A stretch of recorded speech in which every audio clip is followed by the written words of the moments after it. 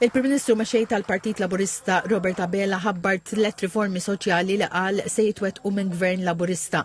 Fl-għeluq tal-Konferenza Ġenerali Straordinarja tal-Partit Laburista wara li ġie konfermat mexxej Laburista, ħabbar li se jibda proġett pilota tat-tagħlim tal-awma tfal mill-Kottonera, proġett soċjali li permezz tiegħu tfal ta' inqas minn 18-il sena li jkunu għaddew minn sfidi kbar jingħataw l-opportunità jibdew ħajjithom mill-ġdid u riforma oħra ta' programma żgħażagħ ta' iktar minn 18-il sena li jkunu f'istituzzjoni u se jkollhom il-garanzija ta' saqaf fuq rashom, edukazzjoni u appoġġ finanzjarju mill-Gvern.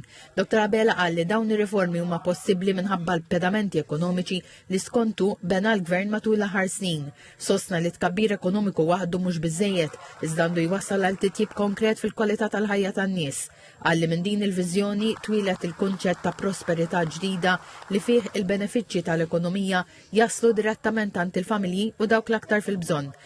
Li dan il-ħsieb beda jiżviluppa matul il-pandemija meta l-Gvern kellu jieħu deċiżjonijiet diffiċli biex iħares l-impjegi u l-ekonomija.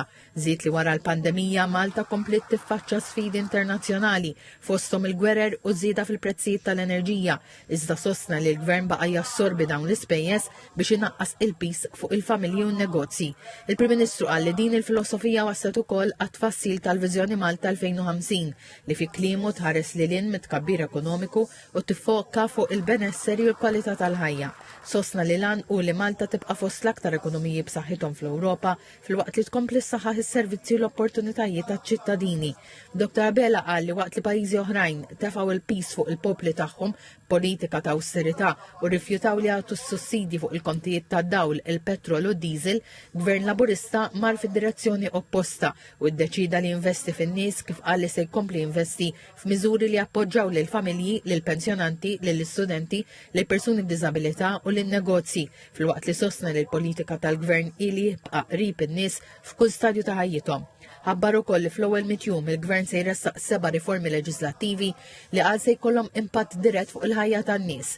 Dawn jinkludu riforma fl-IVF, aktar protezzjoni għal persuni b'diżabilità u għall adulti vulnerabbli, il-protezzjoni permanenti tal-parks u l-ispazji miftuħa, tibdil fis-sistema tal-appelli tal-ippjanar, qafas leġislattiv ġdid tal-NGOs u twaqqif tal-Kummissjoni Nazzjonali għad-Drittijiet tal-Ugwaljanza.